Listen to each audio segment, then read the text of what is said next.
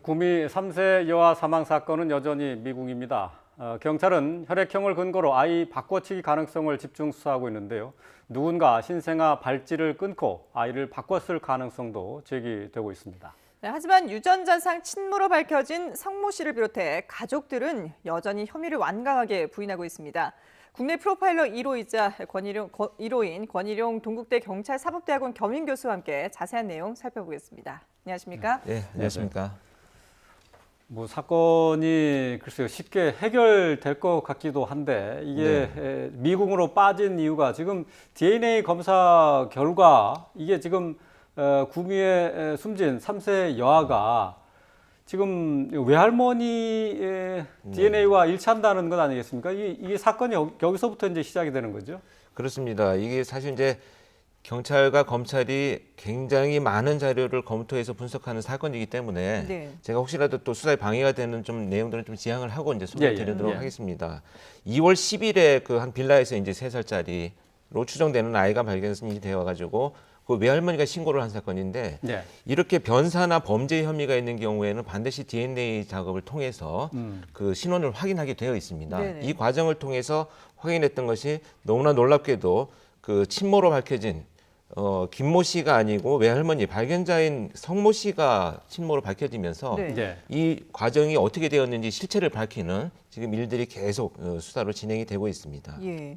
근데 지금 일단 경찰은 할머니와 그 딸 두 사람 모두 이제 출산을 했는데 그 시기가 비슷하다라고 보고 있거든요.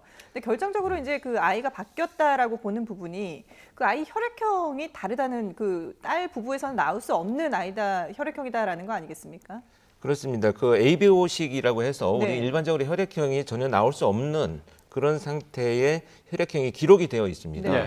그런데 출산을 하고 나서 이 산부인과에서는 최소 48시간이 지나고 나서 혈액형 검사를 했다고 하는 부분이 지금 밝혀졌습니다. 그렇다면 이 이틀의 시간이 과연 이제 성모 씨가 어떤 의도를 가지고 접근을 해서 바꾸시기를 아이를 바꾸는 이런 시간이 될 수 있지 않았는가 이제 경찰이 추적을 하고 있고요. 이 과정에서 뭐 여러 가지 지금 사진 한 장 한 장까지 다 복원해서 분석을 하고 있기 때문에 거기에서 정상적이지 않은 이렇게 그 아이의 팔찌가 이렇게 떨어져 있는 이런 것들이 지금 발견되면서 그 시간을 주력 시간대로 보고 아마 수사를 집중하고 있는 것으로 알고 있습니다. 지금 화면을 통해서는 DNA 부분하고 또 혈액형 부분이 서로 일치하지 않는 부분을 저희가 이제 화면을 통해서 보여드리고 있는데 말이죠. 지금 뭐 혈액형 얘기를 했습니다만은 사실 DNA 그 유전자 확인이 가장 그 직접적이고 또 확실한 증거 아닙니까? 그렇습니다. DNA는 뭐 그 지금 거의 현대 과학으로서는 뭐 오류의 가능성이 없다라고 보는 입장이기 때문에 그러나 다만 이 혈액형이 지금 왜 대두가 됐냐 하면 당시에 기록이 출산 당시에 기록이 되어 있을 때 이미 바뀌었다라는 것이 그 바뀐 시점을 지금 확인하기 위해서 그 혈액형이 나온 시점이 언제냐 아이의 신생아의 혈액을 채취한 시점이 48시간이 지났 이 과정에서의 지금 수사력을 집중하기 위해서 밝혀지는 내용들입니다. 일반적으로도 산부인과에서 아이를 출산하고 나면은 48시간 이후에 이제 그 체열을 하도록 돼 있는 건가요? 아니요, 뭐 일반적이지는 않습니다만 너무 신생아인 경우에는 이제 그 일단은 뭐 어느 정도 안정이 취한 이후에 산모와 같이 이렇게 혈액형 검사를 먼저 해서 아이가 혹시라도 그 안에서라도 뭐 이렇게 그 바뀌거나 이런 실수들이 없도록 이제 확인을 하는 과정이 이루어지고 있는데요. 사실 뭐 DNA까지 그 뭐 산부인과에서 하지는 않습니다만 지금 중요한 것은 이 사건이 밝혀지면서 DNA는 계속 진행이 되고 있고 확인이 되었다는 점이고요. 그 혈액형이 그 당시에 그 김 씨 어머니라고 추정되었던 김 씨와 딸이죠. 성모 씨 딸과 그 남편 사이에서는 도무지 나올 수 없는 혈액형이다. 이것이기 때문에 수사력이 집중되는 지금 시점입니다. 또 하나 이제 의혹으로 남는 것이 그 신생아의 그 발찌 부분인데 이 발찌가 지금 훼손된 채로 발견됐었다 하는 증언이 있어요. 김 씨의 전 남편이 그렇게 얘기를 한 거죠. 그렇습니다. 자기가 이제 그때는 별거 아닌 것으로 그냥 지나갔었는데 우연히 이제 그 사진들을 복원하는 과정에서 수사팀에 그런 정보들을 제공하고 이제 문제가 되고 나니까 그게 아마 이게 정상적이지 않은 거 사진인 것 같다라고 제보가 된 것 같고요. 그래서 지금 경찰은 아마 그 복원된 아이와 그동안의 성장 과정 내에서 찍었던 그 사진들을 전부 복원해서 아마 과학 수사를 진행을 하고 있는 것으로 제가 추측을 할 수가 있겠습니다. 그런데 우리가 이제 상식적으로 일반적으로 이 상황을 살펴본다면은 신생아실 같은 경우에는 뭐 산모나 가족들은 당연히 들어갈 수 없고 거기서 이제 그 간호사들이 신생아를 이제 유리를 통해서 가족들에게도 보여주고 이러지 않습니까? 그렇죠. 그런 철저하게 관리가 되는 곳인데 과연 그 안에서 아이를 바꿔치기를 할 수 있을까 이런 의문이 남아요. 이거는 뭐 병원 측에서 의도적으로 이것을 은폐하고 있다 이렇게 보기에는 아직 단서는 부족합니다. 예. 근데 다만 그런 말씀하신 대로 짧은 시간간에 일어날 수 있기 때문에 상당한 계획이 준비가 되어 있다라고 한다면 예. 누군가 한 명 정도의 조력만 있어도 가능은 하다 이렇게 볼 수는 있겠죠. 뭐 불가능한 상황은 아니다 이렇게 볼 수는 있겠습니다만 다만 이 부분에 대해서는 다른 증거 사실들이 보다 더 확보가 되어야 되는 부분이기 때문에 그때인지 아니면 그 이후에 어떻게 이동하는 과정에서의 뭐 어떤 그 일들이 일어난 것인지에 대해서는 지금 단계에서는 수사팀에서도 굉장히 어려운 상황이다 이렇게 판단이 됩니다. 예. 오늘 그 뭐 언론에서 보도한 내용을 보면은 이 신생아가 이 발찌가 발에 채워져 있는 게 아니라 따로 이렇게 그 온전한 형태로 있는 모습이 나왔어요. 근데 그게 이 발찌라는 게 이렇게 신생아의 몸에서 분리가 돼서 있을 수 있는 건가요? 그거는 뭐 지금 사실 정상적이지 않은 지금 상황이죠. 예. 그래서 그 발찌가 채워져 인식도 당연히 채워져 있어야 되는데 그것을 떨어져 있다라고 하는 것 자체가 예. 그 당시에 아까 말씀드린 바와 같이 뭐 정상적이지 않은 방법이라고 하지만 사실 병원에서 그런 일들이 일어나면 그것에 대해서 뭐 이의를 제기하거나 의문점을 굳이 가지지 않기 때문에 그냥 기록으로만 남겨져 있던 사실이 이번에 이제 수사로 밝혀지고 있다 이렇게 볼 수가 있겠습니다. 예. 지금 뭐 석 씨 같은 경우는 경찰 조사로 이제 3년 전에 출산 준비와 관련한 검색을 했었던 것으로 나와서 경찰이 이 부분에 주목하고 있는단 말이죠. 동시에 출산해서 아이가 바뀔 가능성이 높다고 지금 보고 있는 거죠. 그 시점이 보통 지금 이제 통상 수사팀에서 추정하고 있는 것은 한 3개월 정도를 추정을 합니다. 예. 3개월이요? 3개월 정도 차이가 나는 있네. 것으로 예, 예, 예. 먼저 출산한 것으로 나오는데 그렇기 때문에 이 성모 씨 입장에서는 딸이 출산을 앞두고 있기 때문에 네. 출산 준비에 대한 것을 검색을 했다라고 자기 주장을 할 수 있겠지만 문제가 되는 것은 이제 셀프 출산이라고 하는 것들 소위 이게 좀 자기 혼자 아이를 출산할 수 있는 방법에 대해서 검색을 했다라고 하는 것은 네. 이 사안에 대해서 충분히 인식을 하고 있다라는 것을 우리가 알 수 있는 부분이 되겠습니다. 그러니까 지금 3개월 정도 차이가 나기 때문에 석 씨 측에서 병원에서 아이를 바뀌었을 가능성이 낮다라고 주장하는 이유가 이게 신생아실에서 신생아와 3개월이 이미 된 아이를 바꿨다면은 그걸 병원에서 몰랐겠느냐. 그리고 본인들도 가족들이 만약에 봤을 때 그걸 알아차리지 못했겠느냐 이렇게 주장을 하고 있거든요. 근데 사실 이게 이 여러 가지 심리적인 변화들 가지고 이제 연관지어서 말씀드릴 수가 있겠는데요.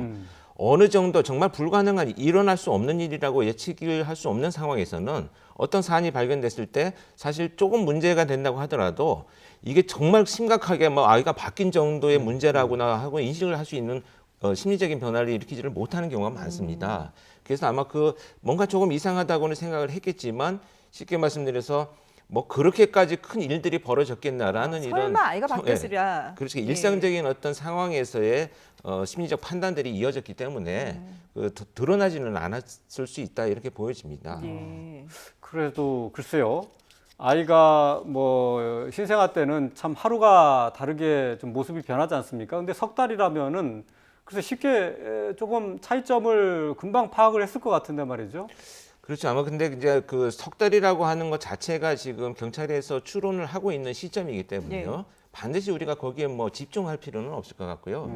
또 특히 뭐 아이의 그 성장 발육이나 이런 것에 따라서 다 일반화할 수 없는 부분이 있기 때문에 그렇게 뚜렷하게 그래요. 알아낼 수 있는 방법은 없다 봅니다. 아무튼 제 생각에는 지금 이것을 사진들이 확보가 되어 있기 때문에 당시에 지금 여러 가지 그 과학수사에서 활용할 수 있는 여러 이제 영상 분석 같은 것들을 동원을 해서 아마 확인 작업을 하고 있지 않겠나 이렇게 이제 추측이 됩니다. 예.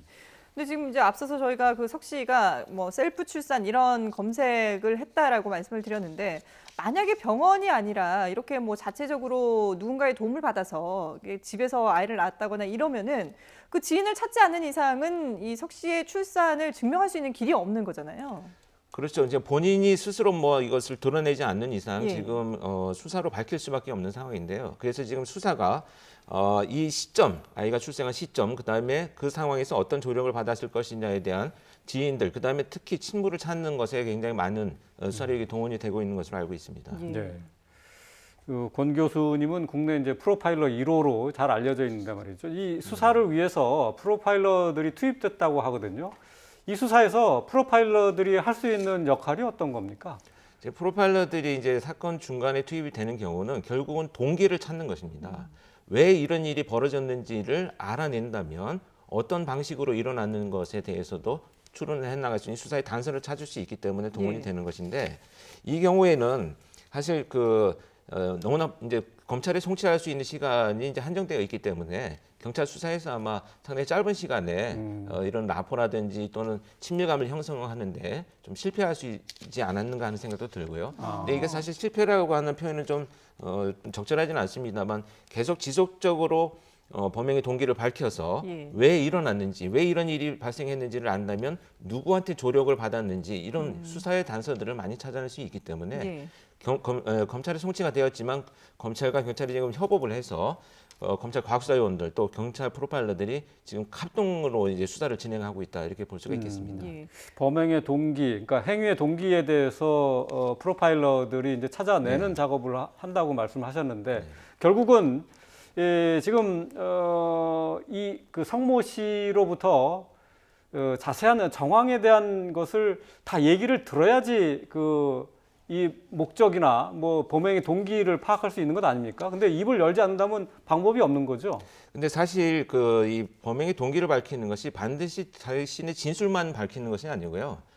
그가 살아왔던 어떤 삶의 환경이나 궤적들도 있을 수 있고요. 예. 또 사람들을 대하는 방식들 이런 다양한 어떤 그 삶의 전반적인 테두리 안에서 분석을 하는 것이지 반드시 진술만 가지고는 하는 것이 아니기 때문에 아, 그래요? 그동안에 어떤 직업들을 가지고 어떤 인간관계를 맺어와서 이 사람의 사고 판단의 체계는 어떻게 형성되어 있는지 이런 분석들을 해본다면 왜 이런 일을 이렇게 비합리적이고 비이성적인 일을 저질렀는지 접근을 할 때 네. 많은 단서를 얻어낼 수가 있습니다. 아.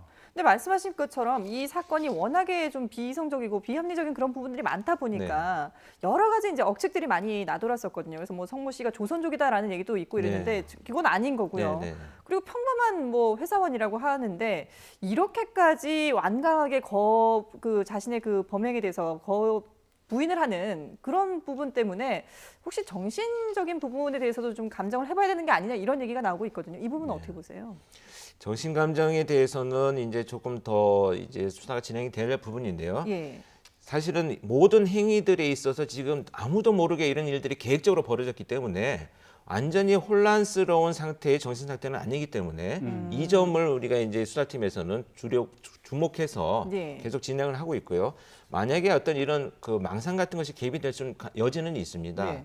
너무나 이 DNA라고 하는 확실한 증명력에 대해서 부인을 네, 하고 있기 네. 때문에 그러나 중요한 것은 종종 있었던 일이기도 합니다. 제가 현직에 있을 때 보면 DNA 증거가 나왔음에도 불구하고 나는 이 범죄와 관련이 없다라고 끝까지 부인하는 범죄자들도 있어 왔거든요. 그래요. 결국은 그런 나머지 증거들을 확보함으로 해서 경찰이 기소를 했던 사건들이 많이 있기 때문에 예. 지금 경찰에서는 이 사람이 부인한다는 것 자체가 지금 중요한 것이 아니고 그 이후에 그것을 증빙할 수 있는 수사 자료들을 끝없이 확보하고 있는 이 작업들이 훨씬 더 의미를 많이 갖고 있다 이렇게 보여집니다.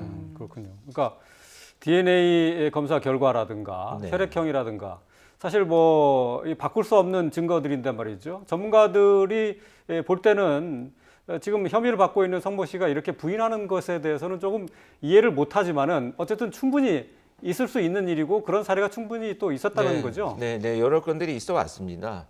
예를 들자면 예전에 부산에서 2011년에 김길태 살인 사건이 났을 때도 여중생에서 신체에서 DNA가 나와가지고 수사를 해서 경찰이 체포가 됐음에도 불구하고 예.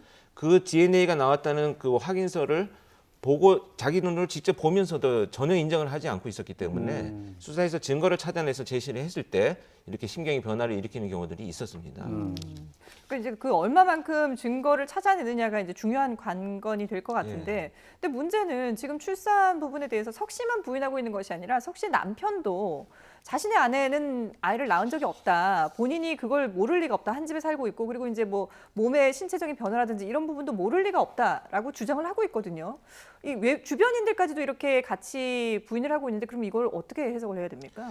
글쎄 이것도 사실 참 미스테리한 부분이긴 합니다. 예. 그런데 그 다른 사건들에 있어서 혹시 이제 미혼모와 관련된 어떤 여러 가지 사건들이 기존에 있었던 사건들을 보면 실제 가족들이 조금만 거리감을 두고 살다고 하더라도 출산한 사실을 모르는 경우들이 또 종종 있어 왔습니다. 그래서 이것은 사실 진술만, 남편의 진술이 자기가 몰랐다는 것이지 예. 사실이 아니었다라는 것을 증빙할 수 있는 내용은 아니기 때문에 이 몰랐다는 부분에 대해서 뭐 지금 나머지 과학적인 단서들을 다 배제시킬 수 있는 어떤 확실한 증거다 이렇게 보기는 어렵습니다. 예. 그래서 지금 그만큼 이제 또 가족 간의 어떤 그 심리적 거리 또는 물리적 거리보다는 뭐 관심도 이런 것들이 좀 낮은 이런 삶의 어떤 방식들을 갖고 있지 않았나 이렇게 보여집니다. 네.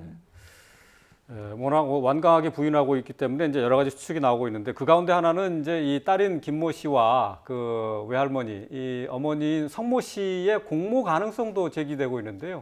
그 부분은 어느 정도로 가능성이 있다고 보세요?